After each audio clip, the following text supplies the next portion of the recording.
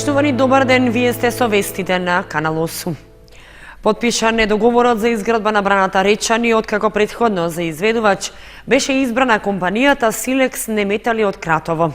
Вредноста на објектот, според тендерската постапка, е над 30 милиони евра, а инвеститор е Министерството за земјоделство. Компанијата Силекс Неметали СТ ќе го гради преградниот зид на браната Речани на Оризарска река. Така одлучила надлежната комисија при Министерството за земјоделство, шумарство и водостопанство по распишаниот тендер за избор на изведувач на градежните работи на акумулацијата. Договорот е објавен на интернет страницата на Бирото за јавни набавки, а бил склучен на 2 дена пред одржувањето на предвремените парламентарни избори на 11 декември. Според податоците објавени од Бирото за јавни набавки, во тендерската постапка учествувале 3 компании со своји понуди, а избрана била токму Силекс Неметали. За капиталната инвестиција, каква што е браната Речани, ќе се потрошат финансиски средства од над 1 милијарда и 880 милиони денари, односно 30 милиони и 500 илјади евра. Со овие пари, што ќе легнат на сметката на компанијата од Кратово, предвидено е да се реализира проектот со кој ќе се реши водоснабдувањето на 90.000 граѓани од Кочани, Виница и околните населени места. Време траењето на потпишаниот договор изнесува 60 месеци. За тендерската постапка имаше јавни реакции уште во текот на ноември, а тие се однесуваа на тоа дека компанијата Силекс Неметали е фирма ќерка на Рикс Силекс, каде мнозински собственик е бизнисменот Љубисав Иванов Дзинго, кој е долгогодишен претседател на Социјалистичката партија, а министерот за земјоделство Михаил Цветков доаѓа токму од таа партија. Наспроти ваквите реакции, од Министерството за земјоделство, шумарство и водостопанство излегува со изјава дека јавната набавка е легална, што можело да се согледа од фактот дека ниту една фирма не доставила жалба за изборот на најповолен понудувач. Надлежното министерство го објави тендерот за изградба на браната Речани во декември 2015-та. Во изминатиот период веќе беше изграден пристапен пат до идната акумулација и брана. За техничката документација и за патниот правец до објектот од државниот буџет беа потрошени околу 220 милиони денари. Покрај за водоснабдување на општините од источниот дел на земјата, браната Речани ќе служи за наводнување на земјоделски површини во Кочанскиот регион, но и за збогатување на туристичко-рекреативната понуда со оформување на новото вештачко езеро. Во буџетот на општина Кочани за наредната година е предвидено за настани од културата да се потрошат околу 57.000 евра. Најголемиот дел од парите треба да се обезбедат од општинската сметка, а остатокот се донации од ресорното министерство и од предпријатијата во општината. Вкупно 3,5 милиони денари планира локалната самоуправа на Кочани да се потрошат во текот на наредната година за организирање и поддршка на манифестации од областа на културата на локално ниво. Оваа сума е за над 650.000 денари повисока од онаа што се предвидуваше за годината што изминува. При тоа 80% од парите треба да се обезбедат од општинскиот буџет, а остатокот се донации од бизнис секторот и од Министерството за култура и за земјоделство. За нивната распределба веќе е усвоена годишната програма во која е образложена намената. Сепак, на седницата на Советот, на која се разгледуваше програмата, имаше дилеми зошто не се обрне поголемо внимание на манифестации што се од чисто домашно производство, а како пример беше споменат фестивалот на детска песна Музички бранови. Ако не друго, може општината да помогне од овие 750.000 денари средства за издавачка дејност, барем да откупи дел од видеоматеријалот кој што се снима од самиот фестивал, како што го прави тоа за новогодишниот концерт на нашето музичко училиште, па потоа да се поделат истите во основните училишта, па на нивните приредби наместо песнички од минатото и од други фестивали, може да се пеат песни, детски песни од нашиот фестивал. Ако ги пеат во други држави, зошто да не ги пееме ние, кој е тоа Made in Кочани, нели, наше производство. Луѓето го немаат, па го измислуваат, а ние го имаме, а не му обрќаме доволно внимание. Одговор на прашањето од советникот Стефановски стигна од одделението за јавни дејности на општината. Сумата не е дефинирана, затоа што не е дефинирана за ниеден друг настан кој што општината го поддржува и се јавува не како организатор, туку како поддржувач.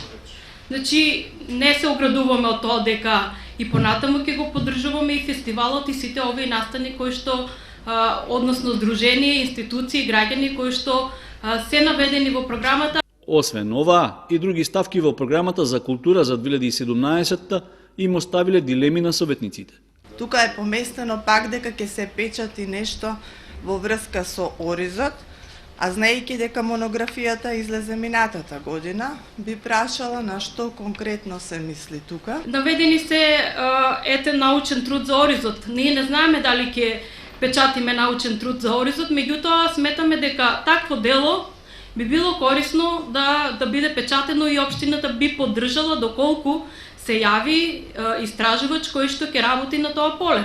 За манифестациите од областа на културата за кои што општината се јавува како организатор, во текот на 2017 година ќе се потрошат 2 милиони денари. Од нив, од општинскиот буџет, ќе се издвојат 1 милион и 300 илјади денари, додека остатокот се очекува да се обезбедат од донации.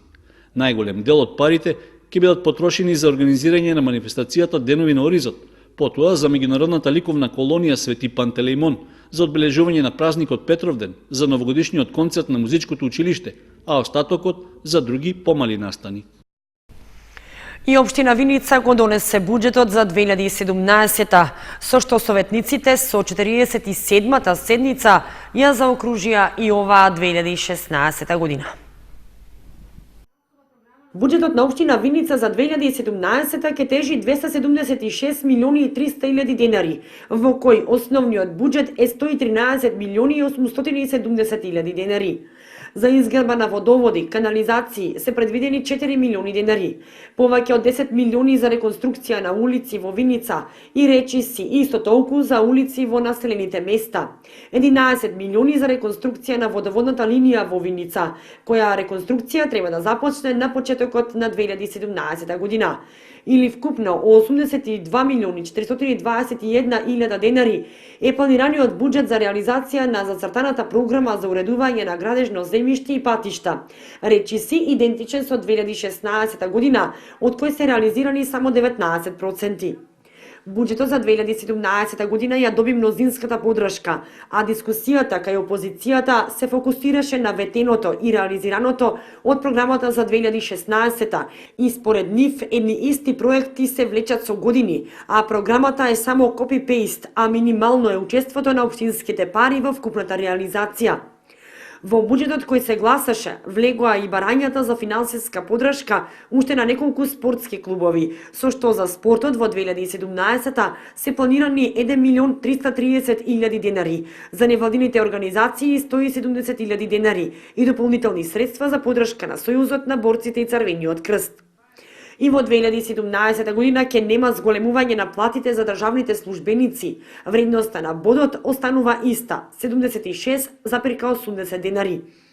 Градоначалникот Дончев информираше дека со грантот од кредитот кој општината го користи од Светска банка, а кој грант е во висина од 2 милиони 615 илјади денари, ќе биде набавен ровокопач за потребите на јавното претпријатие Солидарност, зашто имаше едногласна поддршка од советниците, а поддршка од мнозинството имаше и за коучество на општината во изградба на фитнес зона во село Блатец преку Бирото за регионален развој.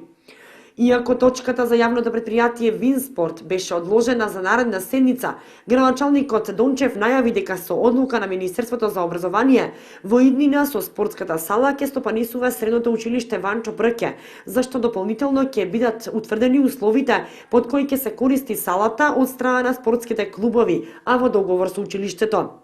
Советот на општина Виница со 47-та седница ја заокружи работата за 2016 година.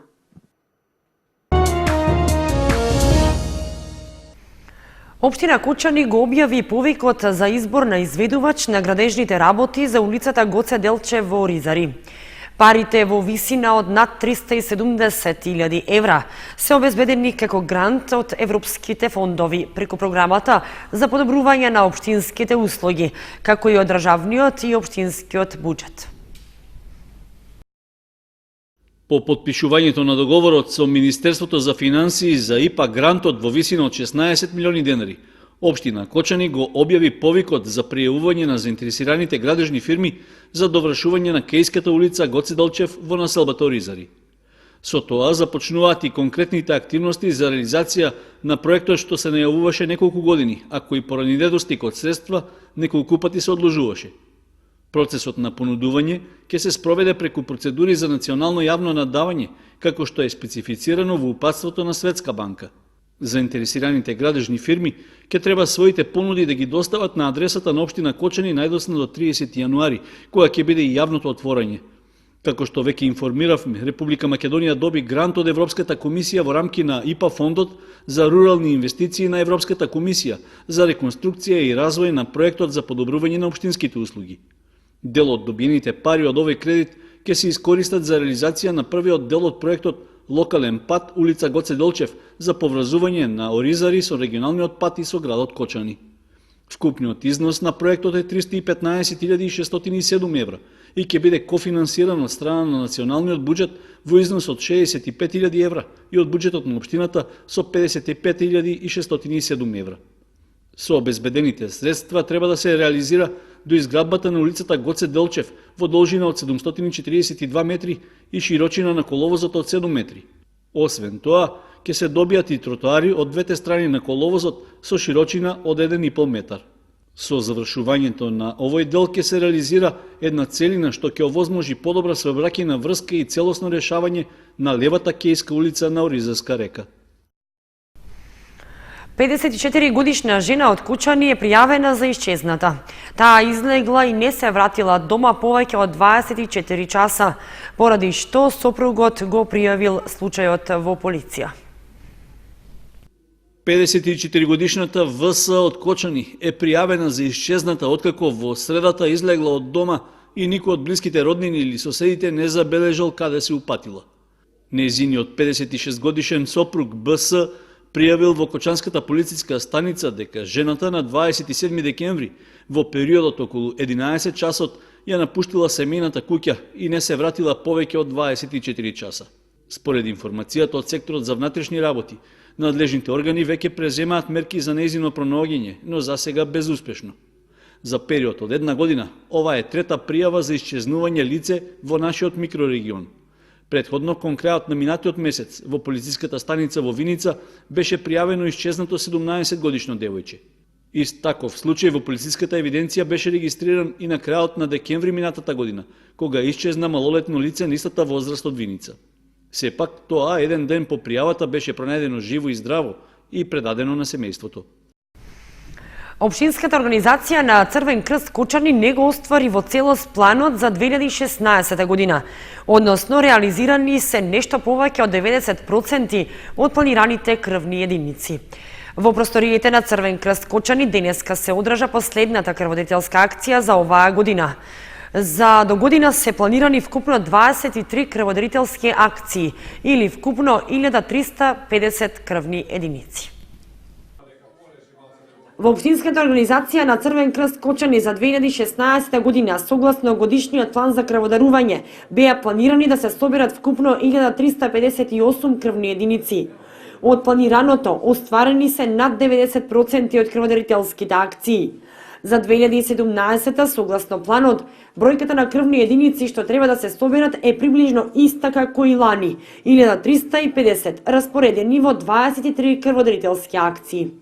Ова е последна акција за 2016 година, за во наредната 2017 година планирана е да се реализира 23 крводарителски акции и да се соберат околу 1350 крвни единици. Секој последен четврток од месецот се спроведува редовна крводарителска акција во просториите на Црвениот крст Кочани. Така беше и последниот четврток од 2016-та, кога крводарителската акција се организираше во соработка со Институтот за трансфузиона медицина од Скопје. Интересот беше голем и денеска, кога беа дарувани околу 30 крвни единици. Лекарите од трансфузиологија ги повикаа сите граѓани да даруваат скапоцената течност, а ги споменаа и критериумите за крводарување, односно крводарителите да не бидат помали од 18 години, да бидат во добра здравствена состојба и хемоглобинот да им биде добар и да немаат инфекции и хронични заболувања.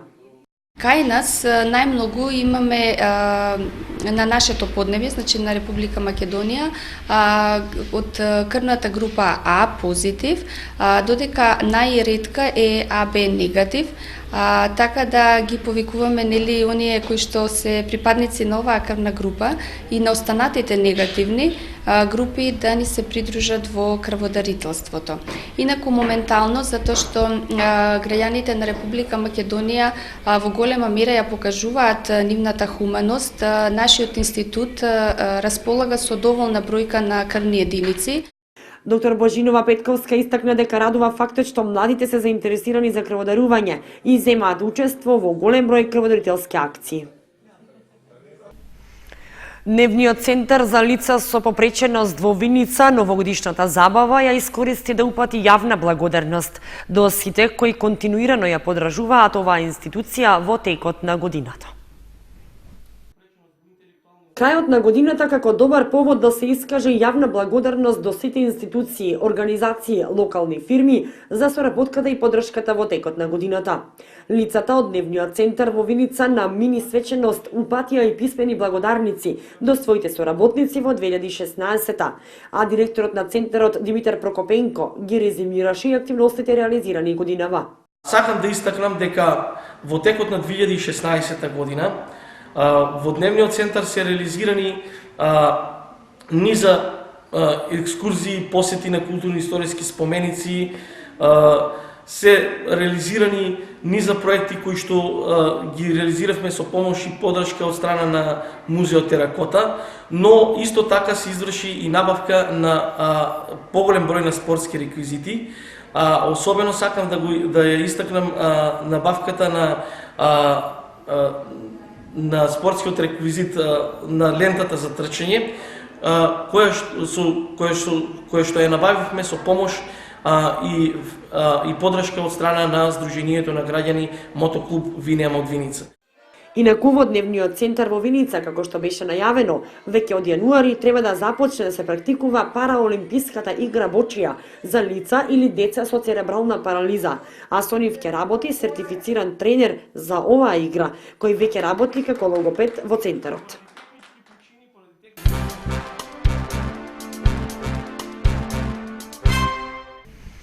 Основното училиште Раде Кратовче преку новогодишен базар на можности им помага на децата од социјално загрозените семејства. Собраните средства ќе им бидат доделени на таквите деца, да можат и тие да го почувствуваат духот на празниците. Новогодишен базар на можности организираше Основното училиште Раде Кратовче. Учествуваа учениците од прво до пето оделение со подготовка на своји изработки. Собраните средства ќе бидат донирани во хуманитарни цели за помош на децата од социјално загрозените семејства. Нашето училиште по повод новогодишните и божикните празници организира новогодишен базар каде што учествуваат учениците од прво до пето оделение и секогаш прилогот е наменет во хуманитарни цели. Нашиот новогодишен пазар, иако е скромен, сепак многу значи, бидејќи во овие новогодишни празници на сите деца на кои ќе бидат донирани овие средства ќе има возможат весело и срекно да си ги поминат новогодишните и божикните празници. Наставниците и менаџерскиот тим на училиштето, на сите ученици и родители им ги честитаа новогодишните и божикните празници со желби за успех во новата година. Пазар на можности и уметничка програма по повод нова година организираа и учениците од Основното училиште Никола Карев. На штандови ги изложија своите рачно изработени експонати. Вработените и учениците од Основното училиште Никола Карев со богата културно-уметничка програма ја испратија старата и ја пречекаа новата година. Во спортската сала на училиштето, што беше преполна од родители и ученици, најпрвим присутните гости ги поздрави извршителот на должноста, директор во училиштето Веселинка Ампова, која на присутните им посака пријатно да се чувствуваат меѓу учениците и наставниците. Во рамките на свеченоста се одржа и традиционалната манифестација Базар на можности, на која учениците од прво до пето оделение на десетина штандови ги изложија своите рачни изработки. Преку вештите раце на децата, а со помош на наставниците и родителите, изложените експонати беа вистинско задоволство за присутните. Годинешниот базар на можности на Основното училиште Никола Карев за прв пат излезе од ходниците на училиштето и се пресели во убава и пространа спортска сала во која посетителите уживаа во програмата и понудените експонати.